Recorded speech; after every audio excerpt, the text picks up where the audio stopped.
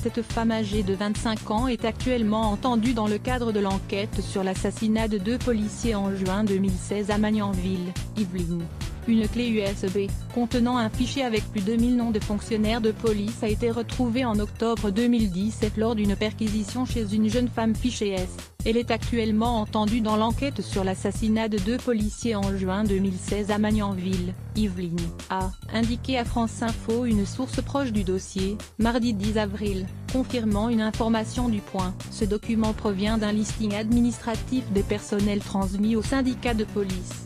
Il contient des noms sans adresse ni date de naissance, selon les informations de France 2. Il date de 2008, selon les policiers, il ne représente aucun danger. D'après les informations de France 2. Cette jeune femme de 25 ans, soupçonnée d'avoir hébergé une candidate au djihad, faisait l'objet d'une enquête préliminaire pour association de malfaiteurs terroristes. Elle a été mise en examen en octobre dernier. C'est lors des perquisitions menées dans le cadre de cette enquête que la clé USB a été découverte.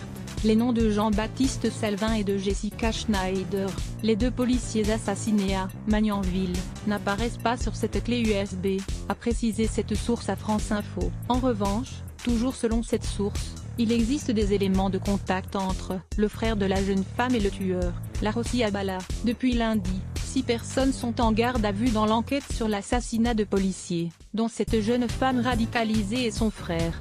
Une policière, majeure de police des Yvelines et ancienne déléguée départementale du syndicat Alliance, fait également partie des gardés à vue tout comme son fils et sa fille. La fonctionnaire de police avait hébergé la jeune femme fichée S. La policière avait fait l'objet d'une enquête de l'IGN en 2016, mais rien n'avait été retenu contre elle à l'époque. Jean-Baptiste Salvin et Jessica Schneider ont été assassinés chez eux, le 13 juin 2016, sous les yeux de leur petit garçon, par Larossi Abala, un homme se revendiquant de DEC. Le tueur avait été abattu par le raid. 3 hommes ont déjà été mis en examen dans le cadre de cette enquête. À lire aussi sujet associé policier tué à Magnanville, fait divers terroristes.